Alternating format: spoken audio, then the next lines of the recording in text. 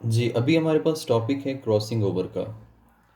देखिए, crossing over में हम सिंपल ये बात बताते हैं कि जीन्स एक दूसरे में क्रोमोसोम सेगमेंट जो है वो एक दूसरे के साथ एक्सचेंज होता है। और लिंक जीन्स हमने पढ़ा, link genes can be separated by meiosis और क्रॉसिंग ओवर। अब देखिएगा, लिंक जीन्स मीन टू से हमने कहा कि एक ही क्रोमोसोम पे मौजूद होती हैं, तो उनको सेपरेट करने के लिए मेथड जो है वो क्रॉसिंग ओवर है। अब इनका अगर हम रिलेशन देखें, इनका chance of separation is directly proportional the distance between genes. अब जितना ज़्यादा उनके दरमियान में डिस्टेंस होगा, उतना ज़्यादा उनके सेपरेट होने के चांस क्या होंगे, ज़्यादा होते हैं। तो that is a directly related, तो इनका रिलेशनशिप जो होगा वो हमारे पास डायरेक्टली रिलेशनशिप होता है। अच्छा, क्रॉसिंग ओवर क्या होता है, हम उसको डिफाइन कर लेते हैं। देखिए, ड्यूरिंग मियोसिस प्रोफेज वन जब होता है, prophase one of meiosis one की हम बात करते हैं, उसमें एक प्रोसेस होता है, पैकिटीन स्टेज आती है। ये हमारे पास एक होमोलोगस पेयर क्रोमोसोम है, इसमें 4 क्रोमेटिड्स हैं, सो इसलिए हम इसको इस वक्त टेट्राड के नाम से मेंशन करते हैं। ये जो टेट्राड है, इसमें सिस्टर और नॉन सिस्टर क्रोमेटिड्स मौजूद हैं। अब ये 2 और 3 जो है ये नॉन सिस्टर क्रोमेटिड्स हैं। 2 और 3 एडजेसेंट नॉन सिस्टर क्रोमेटिड हैं। एडजेसेंट का मतलब होता है जो एक दूसरे के साथ साथ होते हैं, these are with each other, ये एक दूसरे के करीब हैं। अब ये जो 2 adjacent non sister chromatid of one homologous pair है, इसके दरमियान में exchange of segments is known as crossing over.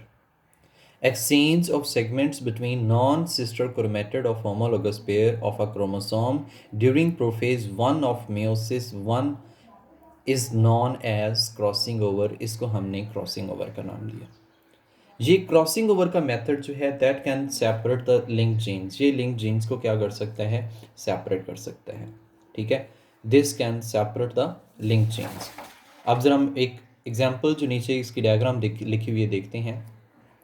देखिएगा, हमारे पास एक होमोलोगस पेयर है, that is an homologous pair of chromosome. इस पर जीन्स मौजूद हैं, एक ये पेयर है A B, capital A capital B, small a small b, small a small b. अगर इसमें म्यूसिस होती है लेकिन इसमें क्रॉसिंग ओवर नहीं हुई, जब इसमें क्रॉसिंग ओवर नहीं होती तो that will become gametes as it is of parental type. तो इनको हम पेरेंटल टाइप गैमेट्स के नाम से मेंशन करते हैं। अगर हम ये देखें, इसमें ये नॉन सिस्टर क्रोमेटिड्स 2 और 3 के दरमियान में एक्सचेंज हो जाता है। जब 2 और 3 के दरमियान में एक्सचेंज हो जाता है तो जो इसका पार्ट था वो इसमें आ गया और इसका पार्ट कुछ इसमें चला गया, यानी कि इन दोनों के दरमियान में एक्सचेंज हो गया, क्रोमोसोम्स का एक्सचेंज हो गया। जैसे क्रोमोसोम्स का एक्सचेंज होगा, this will be known as recombinant type, इसको हम रिकम्बिनेंट टाइप के नाम से मेंशन करेंगे। ये दो जो साइड्स वाले थे 1 और 4 वाला, ये वैसे ही पेरेंटल टाइप है, जो दरमियान में हमारे पास बने हैं इनके दरमियान में एक्सचेंज हुआ तो ये रिकम्बिनेंट टाइप बन गई। तो ये क्रॉसिंग ओवर का नतीजा होता है, जिसमें लिंक्ड जीन्स जो होती हैं वो एक दूसरे से जो होती हैं वो सेपरेट हो जाती हैं। आपकी बुक पे भी बिल्कुल सिमिलर मेथड में इसको एक्सप्लेन किया गया है, लाइक दिस वन। अगर हम ये चीज़ देखें यहाँ पे, तो इसमें भी सेम क्या होता है, meiosis with no crossing over between the genes. Meiotic pair है 1 होमोलोगस क्रोमोसोम्स, इसके 4 गैमेट्स बने और चारों गैमेट्स पेरेंटल टाइप होंगे because there is no crossing over, क्योंकि इसमें crossing over between the genes नहीं होती। अब अगर तो इसमें क्रॉसिंग ओवर हो जाती है दरमियान में, यानी कि 2 और 3 में एक्सचेंज ऑफ क्रोमोसोमल सेगमेंट्स, तो इसमें ये जो टाइप बनेगी ये हमारे पास रिकम्बिनेंट टाइप बनेगी, दैट्स एन रिकम्बिनेंट टाइप।